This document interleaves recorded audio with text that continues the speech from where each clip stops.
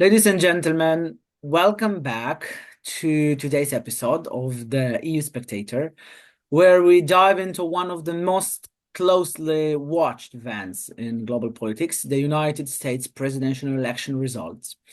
With us to analyze the outcomes and explore their potential impact on both the US and Europe is my friend and co-host Nick Zalewski, a political scientist and expert in European and American politics. Nick, thank you very much for your presence here. Thanks for being here. Everyone, make sure you subscribe to the channel, like the video, and if you're happy about the US election results, put like fireworks or an orange, something like that type of emoji. If you're really upset, you could put a crying, angry face. It's up to you. Just comment how you're feeling. Right. Nick, together, I hope we will unpick the key moments of the election, examine voter trends, and discuss what these results might mean for transatlantic relations and EU politics moving forward. So, ladies and gentlemen, please stay tuned as we bring you insights and expert analysis on this historic election. As you know, the President-elect Donald Trump and his team are gearing up to assume office following a decisive win that not only surprised many in the United States, but also um, captured the world's attention with Republicans now ready to control both the White House and the Congress. Trump has, I think, the potential to implement sweeping changes.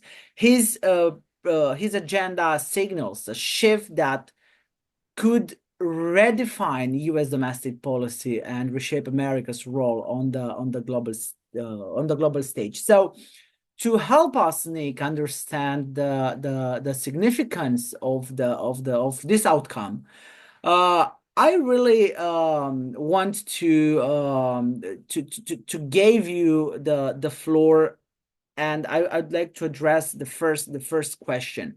Why do you think Donald Trump managed to win the presidency, and what factors led to his victory, particularly in swing states where he defied expectations? It's definitely that the emphasis of his campaign was more about the economy, helping people get back on their feet. The fact that so many Americans believe the country isn't headed in the right way currently under the Biden and Harris administration. Mhm. But her, on the other hand, she essentially kept on emphasizing abortion, which, to be fair, is a bit confusing because she was spreading disinformation through her campaign, trying to say that, oh, well, if you vote for him, he's going to ban abortion. This was never Trump's intentions. Trump is not a religious man. He doesn't care about abortion to the degree that people would have you believe. He said he's not going to have a national ban. It's more about empowering people economically because Americans are not doing well. As Europeans are enjoying prices decreasing at the supermarket, which I've seen between Poland and Italy as I've gone back and forth for my period abroad as a PhD student, people I know back in the United States are upset. Prices keep on going up. While in Italy, I've been enjoying decreases for over a year. That's not the case in the US. And the media tried to gaslight people for 2 years now. Oh, Mhm. the economy is going great. You have nothing to worry about. While So people are saying, I can't pay let's my rent. start. I can't. Yeah, let's start to explain to our friends what is the real state of economy and social and social cohesion in US now, because it's very important. Fact of the matter is, do not people have seen a big decrease in the amount of money that they have left over, if they have any, after they pay their taxes, pay their bills. And it's been going that way. While compared to some countries like Italy, which have seen wages stagnate. But to be fair, prices are also much lower too, and they've been decreasing back to what they previously were before the pandemic and all that craziness. In the US, while people are seeing some pay raises, they're seeing prices go up even more. So you're left off worse than you were before. Hmm. And the media and the Harris campaign, oh, the economy's going great. What are you talking about? But then this whole narrative collapsed when it was revealed that no, the Harris and Biden administration overestimated job growth by 1 million jobs. And if you divided that by the monthly average, that means that job growth was overestimated during that period by 30%, far outside the statistic margin of error of 5%, which almost makes you question, well, was this really an error or were people creating fake statistics to try to prop up the administration?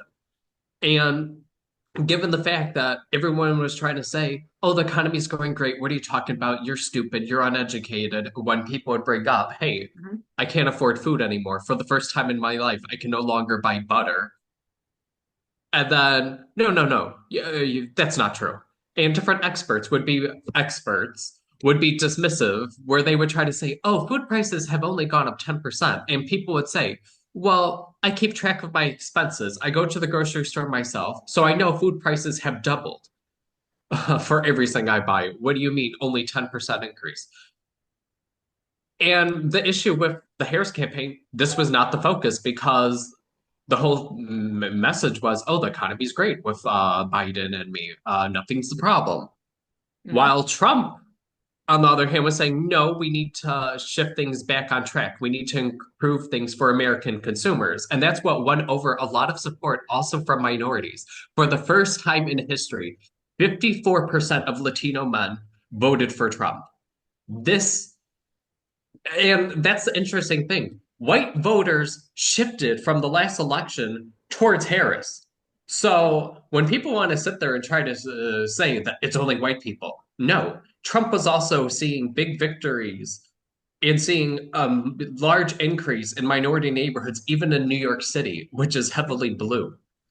And that's the problem with Harris is that well, and then the problem too is, because this isn't to get into where you stand on abortion. The fact of the matter is, it was decided by the Supreme Court that it should not have decided decades ago about abortion rights. It should be a state issue. Hmm. So Harris' whole campaign was based off of this fake promise that, oh, that she would have a national law. Okay, but that would be most likely impossible because actually many Democrats aren't necessarily pro-abortion. And I'll be honest with you, when I worked for a campaign in 2020, a political campaign, Hmm. the only people who told me that abortion was important to them and it needed to be banned were liberal women. That happened at two or three houses. No conservative women mentioned that as a priority. It was these liberal women voters saying that that was a priority to them. So when people were living in this fantasy, oh, if Harris gets in, she'll do a national law. That probably wasn't going to happen. And as we've seen, the Senate for sure is under Republicans. The House of Representatives, we'll have to see. It does look like Republicans will hold on to it, but not all the votes are counted yet. So never. It's best not to draw conclusions until everything's said and counted. It looks like it'll lean towards Republican, but we're not sure. And the main issue is that if we also look, that's interesting. A lot of states that were voting for Trump, several states like Montana, they approved abortion protection under state law now. The voters were voting in favor of abortion, but not voting for Harris because a lot of people realize that, unlike in different European countries, the state level is so much more powerful in the United States, where there's a lot more legislative capabilities rather than having to do everything at the national level. So people realize, well, Harris isn't going to help us economically because, according to her, everything's perfect. People who try to point out economic difficulties, they're shouted down and said, no, that's not true, even though they realize counting their own expenses you can't gaslight people into realizing what's not. And then people realizing too, well, you know what? I don't agree with some of these more conservative Republicans.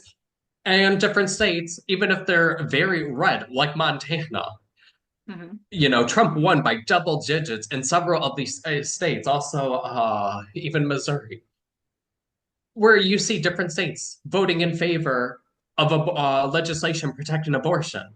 And definitely, I wore this shirt for good reason today, where it says, you're able to have your own opinion, but facts are facts because the big issue is Harris voters now are flat out lying when they're having their breakdowns on social media, trying to say, my rights are going to be taken away. I can't be friends with anyone who voted for Trump.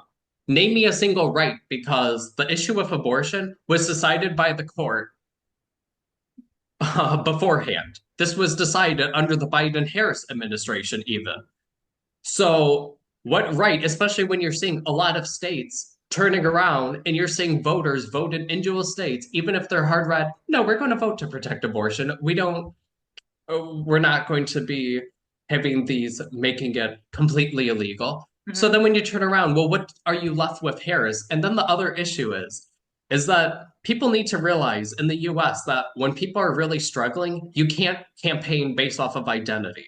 And that was the issue too, that besides abortion, Harris' campaign essentially relied very heavily on, oh, she would be the first female president of color. Okay, when people are struggling economically, they don't care what you look like. Right, right. And it's very interesting because Harris, Vice President Harris, in her concession speech, noted to people worried about the outcome of these elections, said, I know many people feel like we are entering a dark time, but for the benefit of us all, I hope that it's not the case, she said. And also, Harris added, if it is, let us fill the sky with the light of a brilliant, brilliant billion of stars. So, who or what are these brilliant, brilliant, all those brilliant, brilliant billion of stars? Are the Democrats? That's the kind of issue with her. She enjoys her word salad, so do what you with that as you will. Um, but I guess possibly what she's referring to, well, in my opinion, what she should emphasize is the fact that a lot of these Democrat states, especially like Illinois, California, I'm pretty sure New York State as well, where Mhm. they not only have a Democrat governor, they have a supermajority. In the state house, the state senate, that means they can basically pass any legislation they want to without consulting Republicans. So when people aren't happy with Republicans and think, oh, well, they're not doing enough to increase the minimum wage at the national level, these state levels could show them up and say, well, look at what we're going to do at the state level. We're going to make our states the most attractive to attract people to move to. But the harsh reality is several Democratic states like Illinois, California, New York are the biggest losers right now. They're losing hundreds of thousands of people because they're making them worse places to live while they're running to states like Texas and Florida, the evil red fascist states, Oh, yeah. like different analysts were saying. I could not believe Joy Reid was basically saying Florida's a fascist state. Interesting how so many people are running to move there because things are improving while we're seeing more struggles in California, Illinois, and New York. And even though that these politicians in these states could flip off the Republican politicians and do what they want. They don't need to consult them on anything, and yet they refuse to improve the conditions in the state.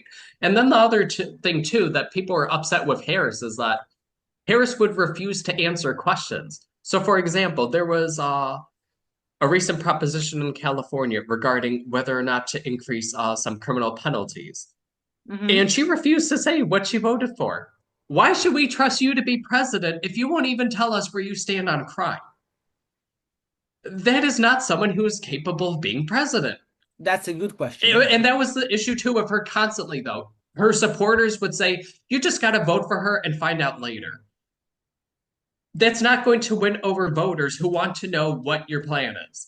And Instead, it was just virtue signaling, which we've seen before, and it's failed before, like Hillary Clinton famously, where Hillary Clinton, when she tried to win over black voters, she pulls a bottle of hot sauce out of her purse. Well, then you have Kamala Harris talk about, oh, well, she was running through the airport in Charleston, South Carolina with collard greens. And then she went to a record store where she was buying stereotypical records that black families would have in their houses. But this didn't impress black voters, and a lot of them called her out on this, saying, black families already have these records at home. Why did you have to buy all these records today when, if you're trying to put yourself forward as a black American, you should already have these records? It's not Hmm. a and that's just the issue though. One, these communities are struggling, and then the issue too is it's not, to be fair, it's not just Harris. Where even if Harris and Biden were doing everything right, what also hurt them was different areas are struggling because of their local politicians. And that's partly what hurt Harris, was that people are upset that Democrats are not doing enough to fix their problems, that they have the legislative ability to. They don't need to rely on the president. They could fix it at the state and city level within Illinois, New York, California, and they refuse to do so. And it's shocking seeing the loss. I mean, essentially in every state, she was doing worse than Biden did. Where in Illinois, she won Illinois by less than 10%, which is astonishing, especially because the New York Times predicted that Trump would barely win Texas. He won Texas by like 12 or 13%, Hmm. and she only won Illinois by about a little over 8%. Do we see where the issue was? She was losing support not only in the swing states, but even in blue states. California, Trump, so far, votes are still being counted. He's at 40%. That's the highest he's ever been in any election in 2016 or 2020. Right. She is losing support all across the board. So, and that's the issue too, though, is that Democrats will continue to lose support if they sit there and blame different groups. And the other issue that I want to talk about that drives me nuts is when people try to bring this down about, well, it's because it's the uneducated voters. Just because they don't have a college degree. And I got to be honest, I went to one of the best public universities in the country, and I can't tell you how many political science majors essentially knew nothing about the American system of government. It was shocking. And just to give a little backstory, so because I studied abroad for an entire year, my junior year in undergrad, I took some advanced courses in my second year of college, which usually you don't do. You take them in your third or fourth year. So I was a bit nervous at first, but then I wasn't nervous anymore. One, we had a pop quiz, and I couldn't believe all these people older than me already were in the major for a year or two longer than me, and they knew nothing about our own political system. How old do you have to be US president? I don't know, 25 years old? 35. Okay, how old do you have to be a US representative? Oh, 25. Well, they didn't. They didn't know the answer to anything. How long is the term for a US representative? 4 years, they would say. No, it's 2 years. How about a US senator? Oh, 4 years. No, it's 6 years. Simple things that these people, this is taught in high school in the United States. Hmm. And yet, these are college students who are sitting, who would be so arrogant too when they would discuss politics, where they would repeat that same sentiment. Well, I'm an educated voter. My opinion's more important than those stupid, uneducated white voters. And then they would turn around and not show how ignorant they are. And that's why I'm fairly certain it's a YouTuber named Timcast who says, papered but not educated. Because just because you have that piece of paper doesn't mean you actually have the knowledge that you should because you have that paper. And I've witnessed this firsthand. And that's why it's so frustrating when people try to say, well, the people who are educated voted right. They voted for Harris. But they're flat out lying. They're trying to say, I'm going to lose all my rights. Name a single right. It's astounding how they cannot name a single right. And the other issue that I have, which is going to cause Democrats to continue to do bad in future elections if they continue down this path, is sitting there and being nasty and racist. You're having people freaking out who voted for Harris and flat out telling Hispanics who voted for Trump, I hope your family gets deported. Yeah, you You think know. you're going to bring them back to your side. And for anyone who doesn't realize in Europe, there's a city in Michigan called Flint, Michigan. There Mhm. was a huge crisis with the drinking water where people could not drink the water from the tap. You had Harris voters because temporarily, when it was really early in the vote count, it was temporarily red because in that county, not many votes came in. So it was red. You had Democrats saying they don't deserve clean water because they voted for Trump. What disgusting bigots voted for Harris? This is supposed to be the tolerant party, and this is how they're talking on social media. And the disgusting thing is, I'm seeing it time and time again. And someone started videoing because someone got in an argument too. A conservative woman, after she voted, a man screamed at her, and luckily, because we're far enough in the recording where I could say it, uh, it's a male Harris supporter telling a conservative woman that he hopes she gets raped because she voted for Trump. Do you think you're going to attract people back to your side if this is how you talk to them? And the other issue is that Americans will constantly say, "Oh, well, I hope we could come together. There's such a big divide developing in the country." And then I see countless Harris supporters. We can't be friends if you voted for him. Unfollow me. Unfriend me on social media. Don't talk to me. And they're creating an echo chamber. And that was the thing that people notice on Reddit because Reddit has been terrible for years, where people notice if you would post a picture of your ballot showing you voted for Harris, people would like it, comment, oh, that's so wonderful. If you would comment a picture showing you voted for Trump, you would be banned on Reddit. Yeah, I'm just thinking because you mentioned that many people across US and across Europe, I think across the world, have no idea about the American political system. And uh I just I'm just thinking that Harris struggled to distance herself from President Biden, whom she replaced on the ticket. Because it's her fault. She could have come Yeah, out strong, where she could have said, you know what, I enjoy working with Biden. He's done well. However, this is how I differ on policy issues. This is what I would do different. She right. failed. She never ever said what she would do different than Biden. And the same issue of Tim Walz, her vice presidential candidate. He Hmm. would be interviewed. Well, what are you going to do different than the Biden administration? He didn't have an answer either where it Right. would be, well, we know where they would the Harris campaign realized that a lot of Americans were saying we're on the wrong track as a country, but the harsh reality is this poll is coming out under a Democratic administration. So Yeah. she had to come out and say, well, you know what? I'm only vice president. I don't have all the powers as president, so this is what I would do differently. She didn't have to be nasty to Biden. She But didn't have to, but it's, yeah, or she could have.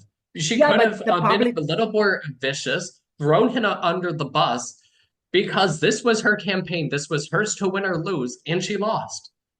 yeah, and unfortunately, the public perception is that she was the president during this term. But in a separate statement Wednesday, Trump's spokesman said that President Joe Biden invited Trump to the White House to ensure a smooth transition, and that Trump it's looking forward to the meeting which will take place shortly. And because you mentioned that many people have no idea about the political system in America, let's explain what means this smooth transition and why it's so normal to have this meeting between President-elect Trump and President Biden. Well, it is important because it almost signifies that when you have two people of different political parties willing to transition in the new president, transition out the old one, it's almost like setting the tone for the nation that, okay, let's come together, let's not fight. While Biden may not be happy about the election results, it doesn't mean that he's going to uh, take it poorly and act poorly because that sets a bad tone for the rest of the nation. But Mhm.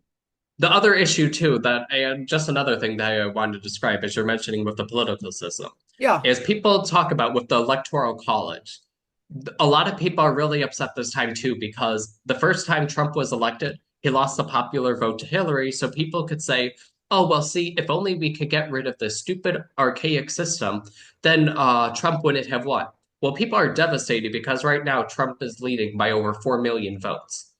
Yeah. So sorry, but Harris lost not only the Electoral College by a lot, she also lost the popular vote by a lot. So this is a resounding defeat for her, where people cannot say, well, this is why we need to change our system. If we would have won if we just got the Electoral College. And this is why I think you're seeing a lot more emotion this time because people are angry that Democrats couldn't say, we won the election because we won the popular vote. We just need to get rid of the Electoral College. And the harsh reality is they didn't do well. They losing by over 4 million votes signifies that you need to rethink your strategies. And I don't know, it's going to be challenging because a lot of people have already made comments that different minorities who voted for the first time conservative, they've come out and said they've never faced as much racism as they had from leaning voters. Where you Hmm. have people who vote, Black Americans who voted for Trump saying how they can't believe how many Democrats freely are calling them the N word. The fact, as I previously mentioned already, how now you're having people threatening people, saying that they hope their family members get deported if they're Hispanic. And that's part of it. But it also, in case anyone, there's an interesting show that I don't think Europeans may necessarily be familiar with, The View, where you have several women on a panel discussing politics, where it's a morning show. And it's a little eye opening watching how out of touch they are with the rest of the country because one of the members actually tried to say that basically say that, oh, well, see, Hispanics did this to themselves. Are Hispanic men happy that most of their community is going to be deported now? Because Hmm. Trump is famous for saying that he does not support illegal immigration. Okay. Can we talk about how offensive that is? Most Hispanics in this country are not here illegally. They are legal citizens who could freely vote and participate in American politics. And this is just, it's like, how are you the party that is against bigotry when here you are being racist, saying, oh, most Hispanics are illegal and Trump's going to deport your family. It's all your fault because you voted for him. This isn't how you're going to win back the Latino male vote. And if they keep on saying this, they're going to continue to lose the Latina female vote.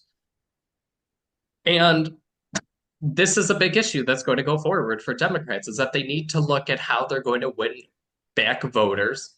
But the harsh reality, which is people kind of started hinting at this election too, where the different minority communities were kind of upset because they pointed out and said, we voted for Democrats for decades. Nothing improved in our neighborhoods. So why are we going to keep on voting for Democrats? Why are we going to vote for Harris just because she's a black female if there's really not much hope that our economy is going to improve and our neighborhoods could flourish? And that was interesting seeing in Texas, where in Texas and Florida in particular, Trump won by over 1 million votes in each of those states. And it's in large part because of flipping the Hispanic vote. A county in Texas voted for the first time Republican since the late 1800s. We're talking over 125 years that that county voted always blue, and now it flipped. Yeah. And this is where Democrats really need to have a coming to terms moment in realizing don't sit here and lie. You're not losing your rights. Name a single right that you're going to lose based off of this election, especially when Trump made it clear. Abortion is not a priority. Securing the border is a priority. Improving the economy is a priority. And that was the issue too that is going to lose the election future elections for Democrats because one thing that did personally annoy me was that even as someone who does support Ukraine, does support its fight against Russia. For me, it was kind of a how dare you moment when so many Democrats, too, the day after the election, instead of talking about what would happen domestically, oh, well, let's talk about what this election is going to mean for Ukraine. Really? The US Because has already sent $175 billion, if not more. We keep on sending more and more aid to Ukraine. And yet, Democrats balked at the idea of possibly spending around 18 to 20 billion dollars to secure our border. So people have no issue spending billions and billions endlessly on Ukraine to secure its border, but when it comes to America, oh no, we shouldn't spend any money securing our own border. And that was another issue that did Harris in, because in one of her campaign ads, what does she do?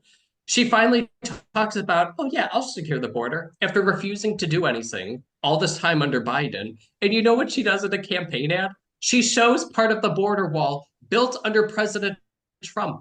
And that's what a lot of Americans were realizing and saying, why would I vote for you? If you're showing part of the border wall built by Trump, I'll elect him back in office and he could protect the border because, as it was famous, Kamala had the nickname Border Czar because she made it seem that that was going to be her big issue that she would do as vice president and work on.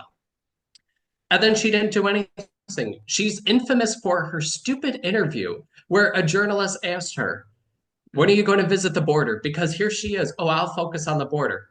Then she didn't visit the border for the longest time. And you know her famous response. Well, I haven't visited Europe yet. This was before the start of the Ukrainian war. Why would she be visiting Europe? Here she talks and says that, yes, I will work on securing the border. I'll work on how do we solve this border crisis? At first she made it seem like that she would find it a good solution for the US, but also these disadvantaged individuals trying to come into the country, even if they're not doing it the legal way. And then she didn't do anything. And instead of confronting this, mainstream media then turned around and tried to gaslight people too, saying she never had that nickname. And then people realized the same public websites like Axios, who published this trying to say that she was never border czar, 2021 article from Axios, sure enough, referring to her as border czar, that she's going to work on the border. And that's what really put people over the edge is that right, Democrats were, and that's just the issue. And the other issue with the View too is, which if people don't realize, in yeah, response to this election results, the View then also said that America needs to restrict free speech and so Democrats can win elections, that we need to censor Americans on social media so Democrats can win. And it's like, that's not going to get you a winning victory if you're saying you're going to restrict people's First Amendment right. uh, you're right about the foreign policy during Biden administration, and that Vice President Harris was unable to deliver a concrete response when she was in Poland or in Romania.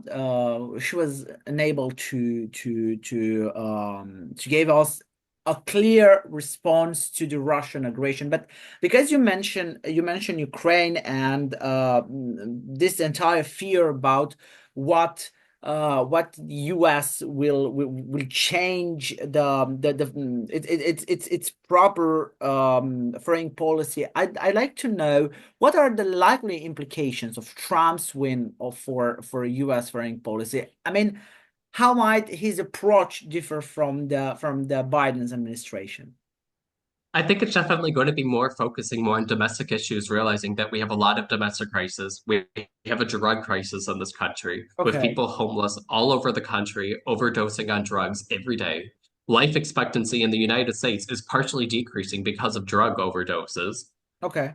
And it's definitely going to be realizing that if European, and sorry to say to you, no offense, but if Europeans want to be arrogant, say Americans shouldn't be so involved. Okay, fine. Europeans can pay for Ukraine. Europeans could worry about themselves and not rely so much on the US because as was infamous during his first term, you had all these European nations like France refusing to spend at least 2% of their GDP on defense, which all these countries agreed to as NATO member states. And that was the issue that all of them agreed, where people are right that that rule was not baked into the NATO treaty, but at the same time, it was an agreement reached by all the member states, and then all these member states refused for years. And then all of a sudden, you're seeing member states now trying to increase. But if you compare it still, too, the US has contributed so much, and member states like Germany could step up, show that you're capable of being the leader that you claim to be in Europe, and that you're not reliant on the US bankrolling it. And the other issue is too is that I don't agree with people saying that this is automatically going to result in a loss for Ukraine because let's be honest with ourselves. Who was president in the United States when Ukraine lost Crimea? Trump? No, it was Barack Obama, Democrat president. Oh, look at that. Ukraine lost territory. Trump came in office. Ukraine didn't lose additional territory.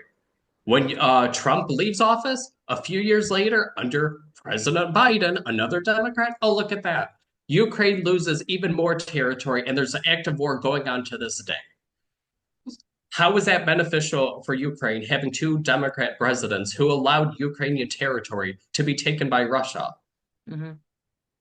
And part of the issue is that the issue too of the Biden Harris administration is that sure we were giving this money to Ukraine, they were then trying to dictate how they could respond to Russian aggression, and it turns out to be a losing strategy, where because Ukraine really hasn't been directly attacking Russia, being more aggressive towards Russian cities, nothing's really happening. It's essentially at a stalemate Mm-hmm. where no terror.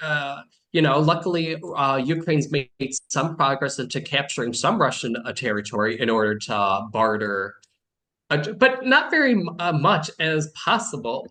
And part of the issue too is that other member states like Germany, I'm not trying to rag on Germany, but some of the other Baltic nations at least have been much more upfront with aid, where Estonia, Latvia, Lithuania know what it's like What? suffering under Russia, so Right. they're much more quick with aid.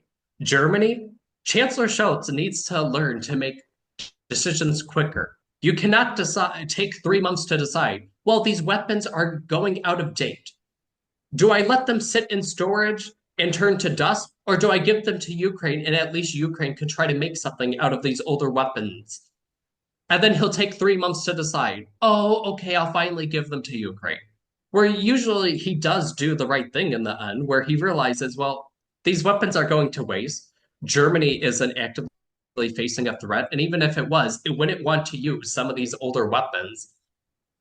And then it still can't even be like, you know what? No, we should send it to Ukraine tomorrow. Let's not wait 3 months to decide.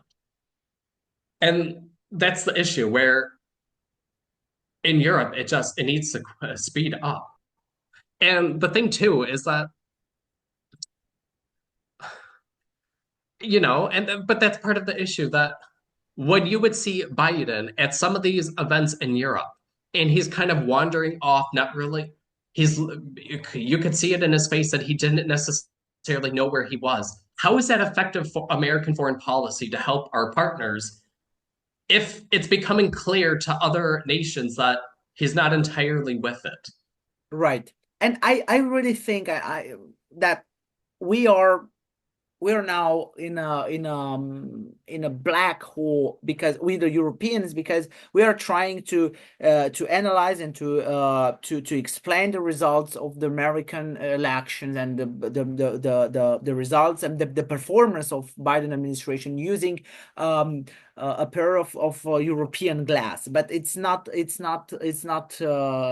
okay, it's not right. So Well, and the bizarre thing with Europe is that it's very bizarre that you have all these countries that are leaning very towards the right, not even just anti-illegal immigrant. You're having all these political parties that don't want right. any immigrants. So it's very bizarre to me how all these people, it was very comical to me that all these nations were showing essentially that they would vote for Harris. And it's like, Poland is building a wall right now, so it doesn't have to allow in anyone to enter illegally. What do you mean you're going to vote Right. for Harris? Harris refused to do more for the border wall. Hmm. So why would you vote for Harris if this is your own policies at home? So I don't know if it. So it's almost like, well, okay, is it just because you wanted the US to keep on bankrolling different things, such as the war in Ukraine? Hmm. Because different domestic politics, it doesn't align at all. Look at Germany, Sweden, Denmark. They're all temporarily closing down their borders, doing Right. border checks because of violent Austria too. crimes between gangs. Hmm. Yeah.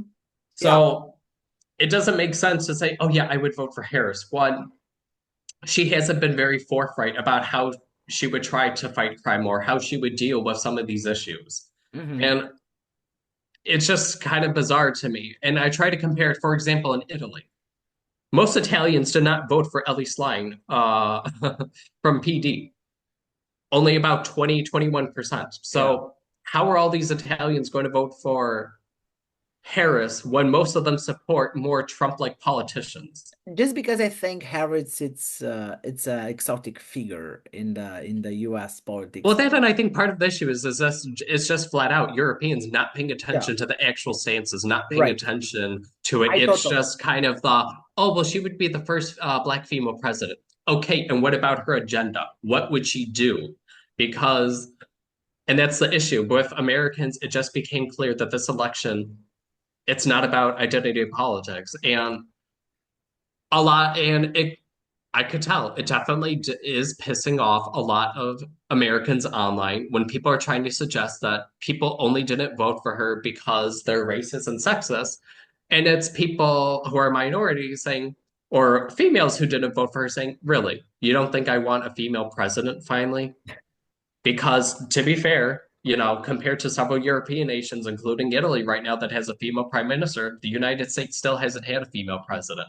And I saw a lot of females saying, I can't wait to vote for a female president, but they also have to have a clear agenda that's going to benefit the country, Yeah. not simply run based off of vibes. And that was the issue with Harris, that you tried to see her win over the young vote, where for anyone who listens to Charlie XCX, she has this new album, Brat. It's Brat. And that's what you see where people are trying to make Harris's campaign, Brat. Okay, what does that mean? What consequences will that have for voters? We can't pay our bills with good vibes. And that's the Right. issue that came down to the end of it. That people realize we can't pay our bills with good vibes. She's not coming out with clear policy that will benefit us. So, no, we're not going to vote for her then. And to be fair, people could also point out that there was also the complications with the fact that, to be fair, it should have been Biden on the ballot still. She never received a single vote during the primaries. The Democrat Party just kind of saw after a while that Biden was doing miserably in the polls. So they hoped that by pushing him to the side, putting her as candidate, even though she didn't run in a Right. single primary, oh well, she could beat him because she's and we'll do it also on identity politics, and people are just sick of it. People really aren't falling for it, and you saw a lot of minority voters in the U.S. not care that she would be the first female president of color. To them, it mattered more to focus on the economy. And as different, I am seeing a lot of Europeans cleverly point out that you essentially had Democrats pushing aside the working class. And that's part of the issue. When people are now coming out and insulting people if they don't have a college degree, well, you're an uneducated fool. That's why you didn't vote for Harris. This is the type of rhetoric to cause Democrats to keep on losing the working class then, because a lot of people possibly didn't go to college because of how much it costs. And this is a topic for another time, but college is very expensive for a wide variety of reasons in the US. So some people who don't have a degree, so they're not educated according to these analysts trying to blame these voters and demonize them, it's because they couldn't afford to. So it's a slap in their face trying to say that, oh, well, they don't understand. But these people understand how to pay their bills. They understand what it takes uh, I can and argue. understand when the economy isn't doing well. Yeah, I can argue this. Well, as we wrap up today's episode, it's clear for me that the results of the U.S. presidential election have spark web of both curiosity and concern on the global stage, with President Donald Trump set to take office. His America First agenda could bring substantial changes, not only, as you said, not only within the U.S. but also in its relationship with traditional allies and economic partners. And this new chapter for the U.S. May lead to shifting priorities, and perhaps even a reshaping of the global balance of power. European leaders and European citizens alike will be watching closely both the risk and the potential rise for cooperation as Trump policies unfold. So, Nick, thank you very much for your analysis, ladies and gentlemen. Thanks for joining us today for this insightful discussion. With so many unknowns, it will be crucial to stay informed and engage us as we see how the new administration's policies take shape in the coming months.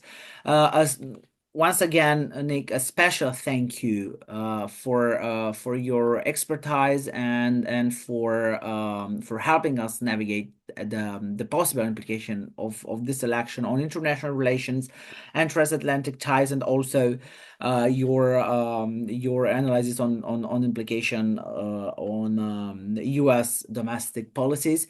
We will continue to monitor these developments. So, ladies and gentlemen, be sure to tune in to future episodes of the EU Spectator as we follow this evolving story. Until next time, thank you very much for your presence here today. Thank you very much, Nick, once again. Thank you. And I think just for the message for the Americans, don't forget about local politics because, unlike other nations, particularly in Europe, a lot of power isn't necessarily concentrated at the federal government. Just because you don't agree with Trump on maybe different foreign policy decisions that states don't have an impact on, you can do a lot in your own home state. So don't forget about that. And that's part of the issue. Americans don't necessarily vote in local elections, but that's another topic for another day. We'll do other podcasts on American politics. So thanks for having me. Feel free to comment with your opinions, whether you agree, completely disagree, and remember to subscribe to the channel. Right. Thank you very much, Nick, once again. And until next time, ladies and gentlemen, be informed.